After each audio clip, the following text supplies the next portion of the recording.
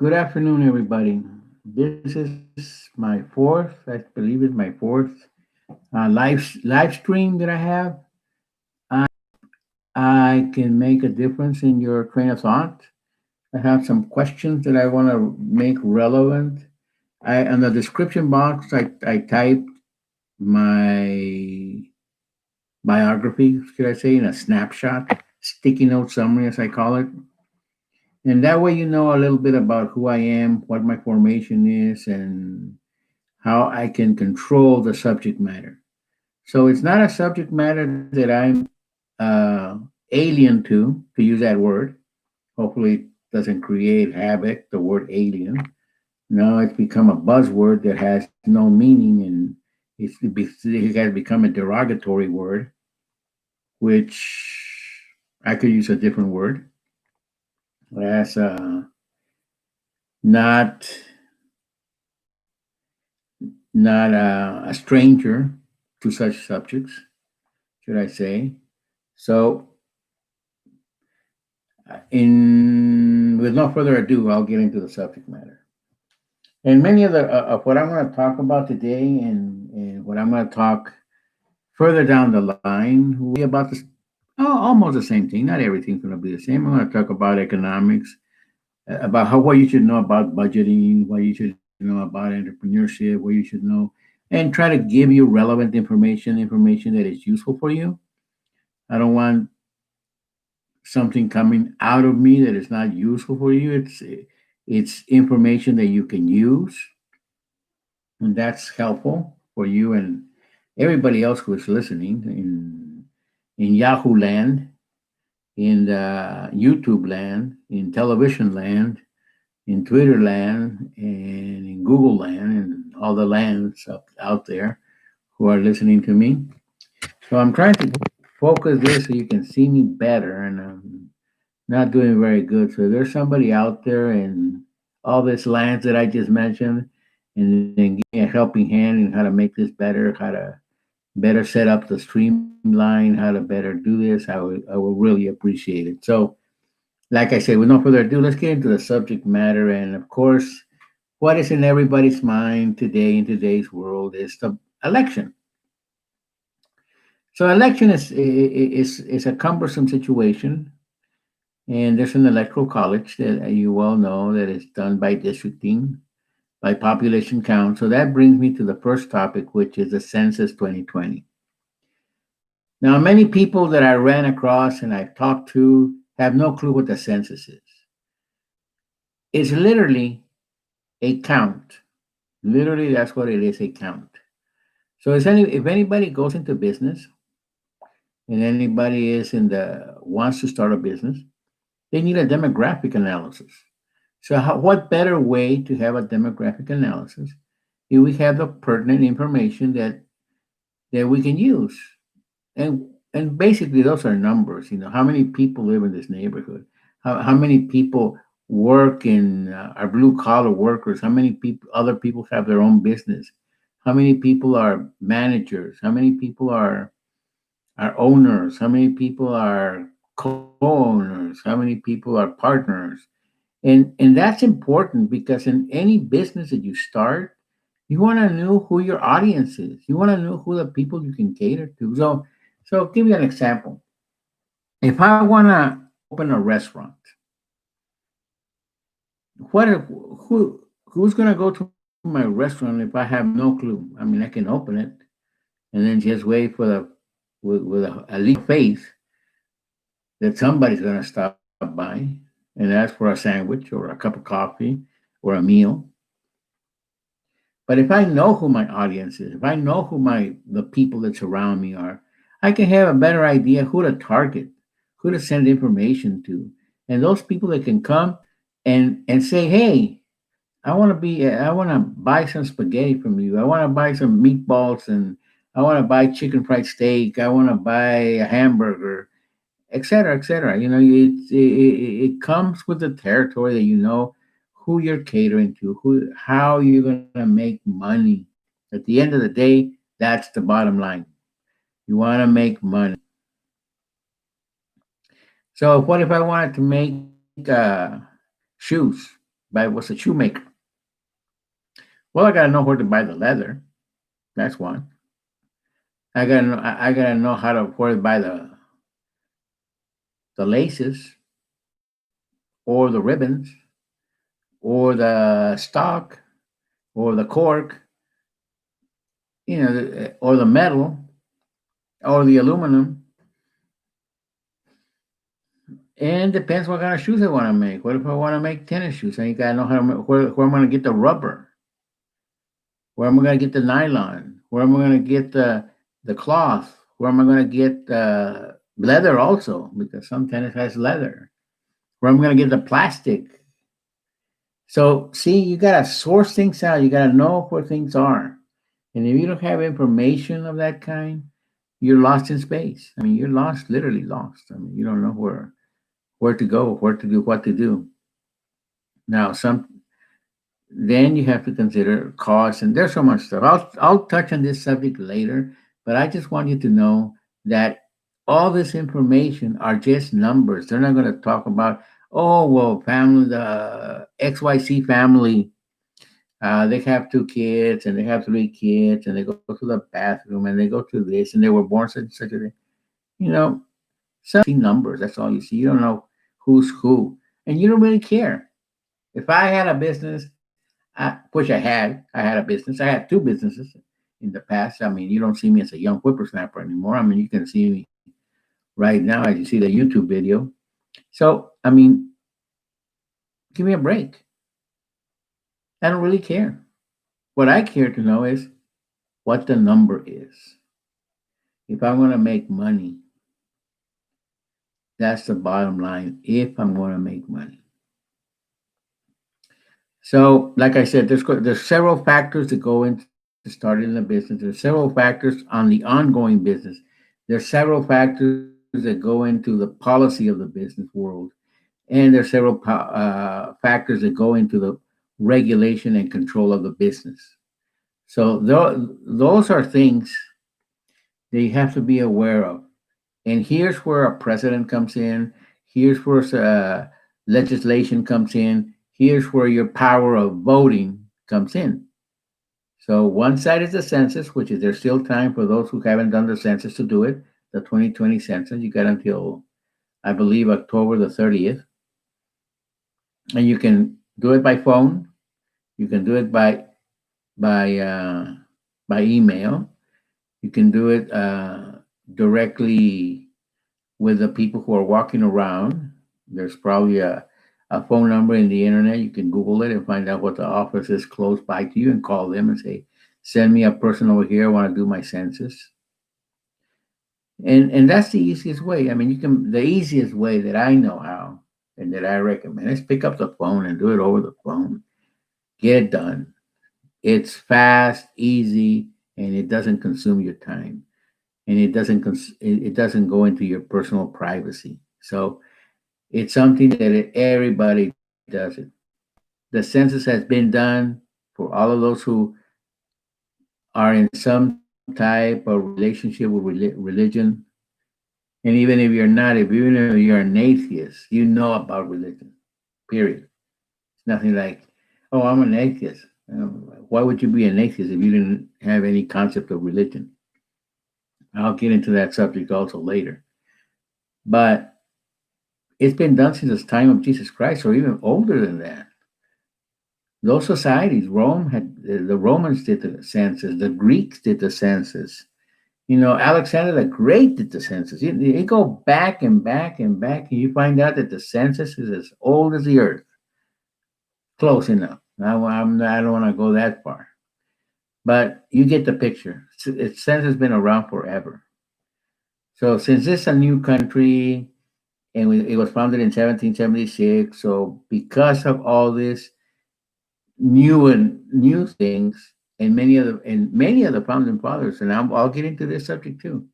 Many of the founding fathers came from Europe. I mean, where else could they come from? They weren't the Native Americans here.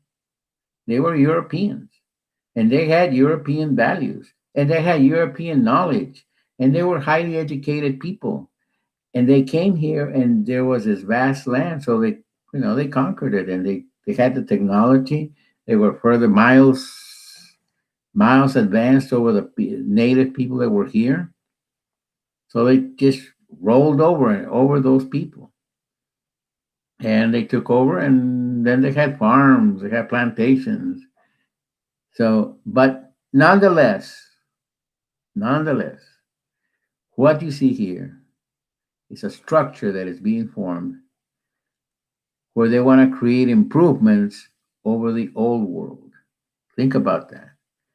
Why would this country have what it has the Constitution it has the Declaration of Independence it has the people that founded it, if it wasn't looking for an improvement for the old country? England had the Magna Carta, and many of the principles of the Magna Carta is in the Declaration of Independence. I mean, all you have to do is research it. You can go into Google and get the Magna Carta of England, and you'll find it, and you can read it in the Old English or in the New English. I mean, it doesn't matter; it's translated already into newer English, so you can make it easier for the reader. But nonetheless, it's there, and you can read it, and you can see the linkage between the old country and the new country, the reform and the unreformed, the slavery and the continuation of slavery, the Industrial Revolution and the continuation of a more progressive Industrial Revolution. So, coming to our world today, 2020, October the 5th, 2020, and Trump saying that we're becoming socialist, he lies with every tooth that he has that is not a false tooth. False teeth are already false. So we can't do too much about those. But every tooth he has, every bone he has, he lies. We are not becoming socialist. We are far from becoming socialist, because if we were becoming socialist, we would be pedaling backwards. Listen to me. Why are we not pedaling backwards? Why are we not in a stage of an enclave? If anybody knows what an enclave is, means it's kind of, remember the old American natives, they have where we're all the same and we all share, and we're not like that. We're never going to be like that. If we ever become like that, progress comes to a halt. Remember that. If you remember anything from what I'm saying, remember, if we become socialist, progress comes to a halt.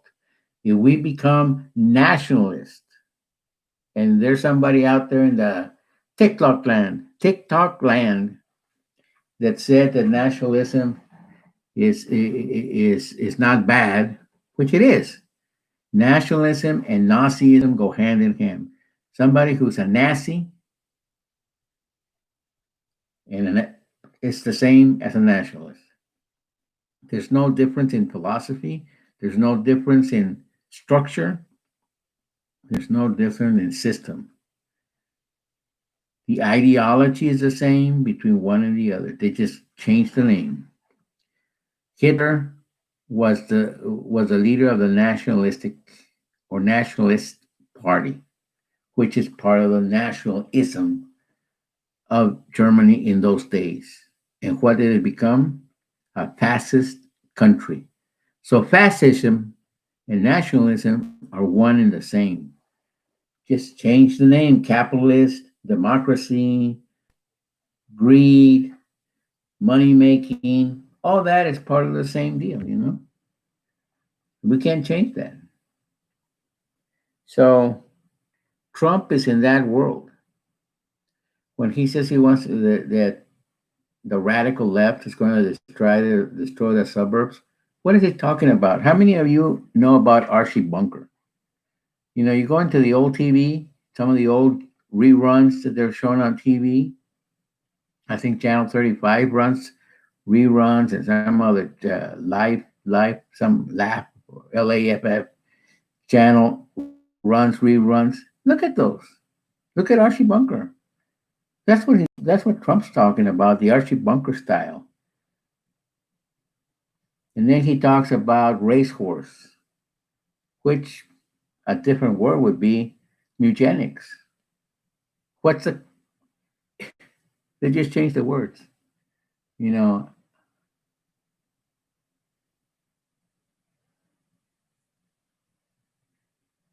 Native American, then Indian. The real name should be Cherokee or whatever their original name was. That's what we should call them.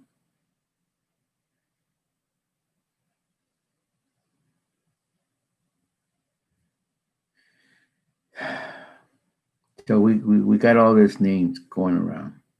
And we try to make them more socially adaptable. We try to make them more acceptable, less cynical, maybe you want to call that. And that's what Trump is. He uses the language of the riffraffs. He grew up in the world of the riffraffs. He his father catered to a bunch of people who were low class people and who were ran around the riffraff world, New York, back in the days of the prohibition. I mean, just imagine back in the days of the prohibition. Come on, man, give me a break. What was going on in the days of the prohibition? Go back and read this. Look at the old movies, Elliot Ness and the Untouchables. Think about those. Think about what was the environment then. Just like today. What's the environment today? What should we look at today? We're missing the picture. We're missing the main point. It's not Trump and his rhetoric and oh yeah, the rhetoric, they're ripping us off. Those countries don't hate us. We're no, I put America first. Oh, come on, man. That's everything he says is like he was back in Archie Bunker's days. If we do the research on his past, slowly he went from a businessman to a politician. So what he says in this last presidential debate that he's not a politician, baloney. He's a politician. He trained to be a politician. That's why he became a celebrity because he saw Reagan being a cowboy in the cowboy movies. The part he missed is that Reagan was also head of the Actors Union. He was part of the union. And because he was part of the union, he had a lot of practice in politics and in negotiation and in deal making. What did Trump have different? Well, he lost a lot of money. He made bad deals. He scammed half the people with, Trump University. That was a big scam. He lost the airline that he bought. He lost the casinos that he bought. He had to do fire sales because he was losing money left and right. He had three divorces. I mean, the list goes on and on of failures. Failures that didn't. I mean, how many times did Jeff Bezos fail in Amazon? How many times did the Alibaba guy, the Chinese guy, fail in Alibaba? On the contrary, he did fail, but he got up, get on his feet, learned from his failure, and made a better thing. And now he's a multimillionaire.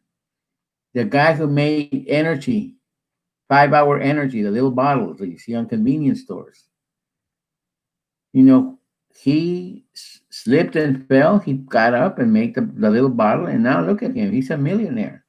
So it's as an entrepreneur, you have to look at it like that. You have to look at it like a business venture.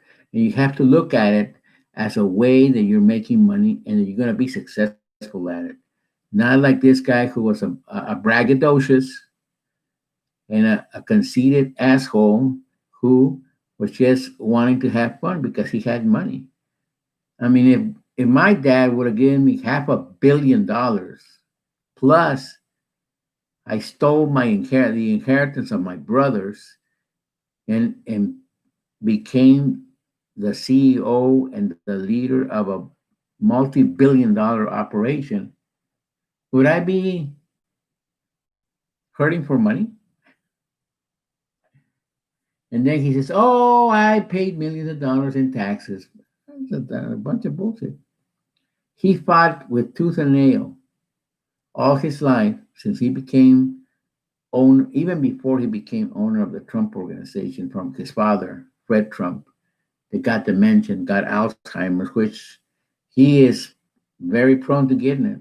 No matter if he has a chip in his head and he paid millions of dollars for that chip, that doesn't stop his brain from all of a sudden going wacko and he getting dementia and getting Alzheimer's as well. That is something that he has bad genes. Even if he says that, oh, I got great genes. Oh, come on, man. Oh, I'm so smart. Oh, come on, man. None of that bullshit is true. He's not smart and he doesn't have good genes, period. And if he thinks he has, well, that's because the women he married had the better genes than he does. So there's an improvement there in the biological relationship there. But let's look at it this other way. The presidential debate. So far, the consensus is, according to our research, is that it was a bombshell to the dead end. I mean, he made a fool of himself, totally a fool of himself. If you don't want to listen to me on that, look at the rerun. They got it on YouTube. Look at the rerun and see he made a fool of himself, making conspiracy theories accusations. Nobody even believes what he says because they're not true. 99% of what he says is not true. That only leaves 1%. 1% that every now and then he says it and it comes to be true.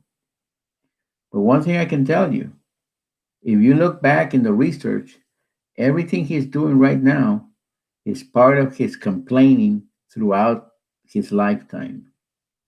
So he doesn't want to give up the presidency. Why? Follow the money. Remember the old adage, follow the money. Let's take Obama. Many people think he was good. He was decent. He wasn't good. He was average. He was an average president. The Bushy man went down the hill. He lied through every. He's Trump is the same man as the Bushy man or worse. No, he's worse than the Bushy man. Let me take that back. He's worse than the Bushy man. The Bushy man lied through every teeth he had.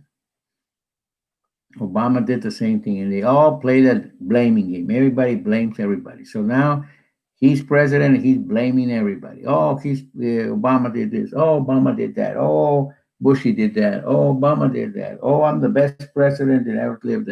Oh, I have the best numbers. That's not true. He does not have the best numbers. Labor market. If you see the numbers of the labor market, and it says that it's 6.3 or 7.3, it's false. The labor market right now is an employer market. Anytime you have an employer market, means the employer, the business owner, is in command. Not the one who's looking for the job, but the one who is in command. So I'm going to close with this for right now. Then we'll pick up on this later. You need to understand that an employer market means that you are screwed. You are not going to be the one to be hired. There's about 200 applications in that employer's HR department, and who knows if he can ever get to the person who applied. So I'm going to sign off right now, and I'll continue the comments tomorrow. Thank you and goodbye.